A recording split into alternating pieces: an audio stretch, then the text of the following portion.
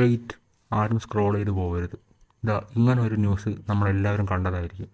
പക്ഷേ ഇതിൻ്റെ സത്യാവസ്ഥ എന്താണെന്ന് നമുക്കൊന്ന് നോക്കാം. അതേപോലെ അവരുടെ പൈജാമയുടെ ചരട് പൊട്ടിക്കുന്നതും ബലാത്സംഗ ശ്രമമല്ല, ഹൈക്കോടതി. ഈ വാർത്ത കേട്ടത് മുതൽ എല്ലാവരും ഹൈക്കോടതി തെറിവിളിക്കുകയാണ്. ആൻഡ് ചില ആളുകൾ വിചാരിച്ചിരിക്കുന്നത് ഇത്തരം കാര്യങ്ങൾ നമ്മുടെ രാജ്യത്ത് ചെയ്തു കഴിഞ്ഞാൽ ഒരു ക്രൈമും അല്ല എന്നൊക്കെയാണ്. സോ അവർക്ക് വേണ്ടിയിട്ടാണ് ഈ വീഡിയോ എന്ന് പറയുന്നത്. എന്റെ പ്രിയപ്പെട്ട സുഹൃത്തുക്കളെ, ഈ പറയുന്ന കേസിന് ആസ്പദമായ സംഭവങ്ങൾ നടന്നതിന് ശേഷം കീഴ്ക്കോടതി കംപ്ലൈന്റ് കേസുമായിട്ട് മുന്നോട്ടേക്ക് പോവുകയും കുറ്റാരോപിതരെ സമൺ ചെയ്തു. ആ സമണിംഗ് ഓർഡറിൽ സെക്ഷൻ 376 IPCയും സെക്ഷൻ 18 പോക്സോ ആക്ടുമായത് ഉണ്ടായിരുന്നത്. സെക്ഷൻ 376 എന്ന് പറയുന്നത് പണിഷ്മെന്റ് ഫോർ റേപ്പ് ആണ്.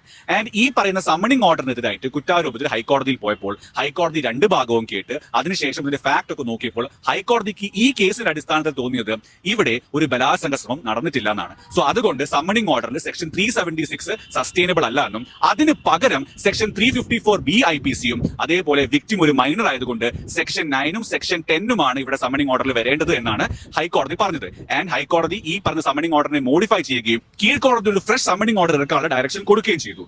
ഇത്രയും ഡീറ്റെയിൽഡ് ആയിട്ടുള്ളൊരു ന്യൂസ് എന്തിനു വളച്ചൊടിച്ച് ഈ ന്യൂസ് ചാനൽസ് ഈ ആളുകളുടെ മുമ്പിൽ എത്തിച്ചു? ഈ ന്യൂസ് ചാനൽസ് ആളുകളെ ഇത്രയും കൺഫ്യൂസ്ഡ് ആക്കണം എന്തിനാണെന്ന് എനിക്ക് എത്ര ആലോചിച്ചിട്ടും പിടികിട്ടുന്നില്ല.